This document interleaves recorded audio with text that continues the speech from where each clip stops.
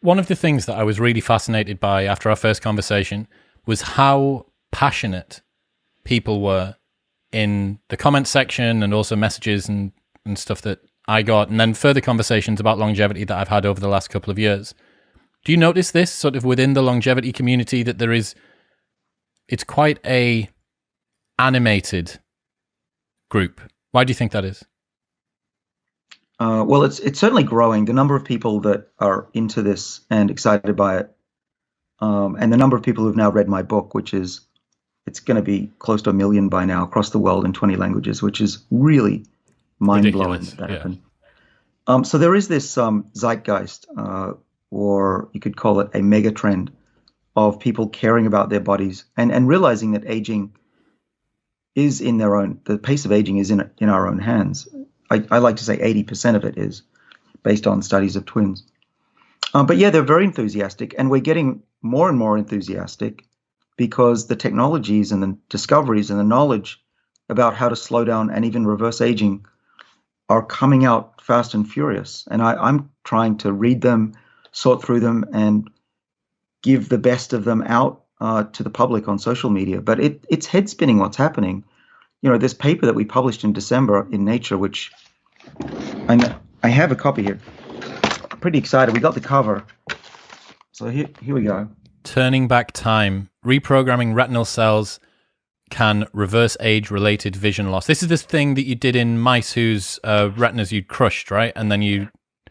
Yeah, it's even better than that. We can rebuild an optic nerve, but we treated glaucoma, and also we just took old mice that were blind and for the first time restored their vision back to normal.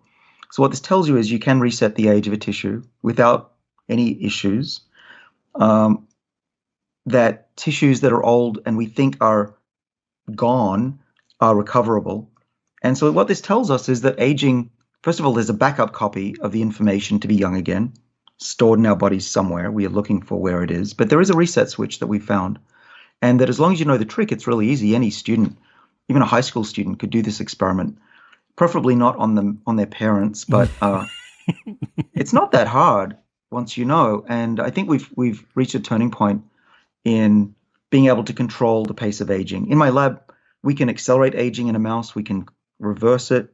We're reversing age not just in the eye now, but in the ear, in the brain, recovering the ability to learn. So this is super exciting, and it's taking the academic world by storm. There are a lot of labs that have jumped into this field. At least 4 Nobel Prize winners are now working on this, who've won awards for different things, but now are working on this, and more money coming in than ever before, both in labs, but also in companies. There's a lot of investment. So all of this, I think if we look back at the history of the 21st century, this will dominate the first 20 years. And then what I'm talking about will be the most exciting thing over the next 20 years. Is everyone just holding onto your coattails? You mean riding them or holding them? Holding them, just desperately trying to keep a hold of whatever you're doing and thinking, well, you've got all of these new people coming in, investment, money, researchers. Well, I'm certainly trying my best to bring the world along with me, but I can't take credit for it. There's hundreds of researchers around the world, seriously.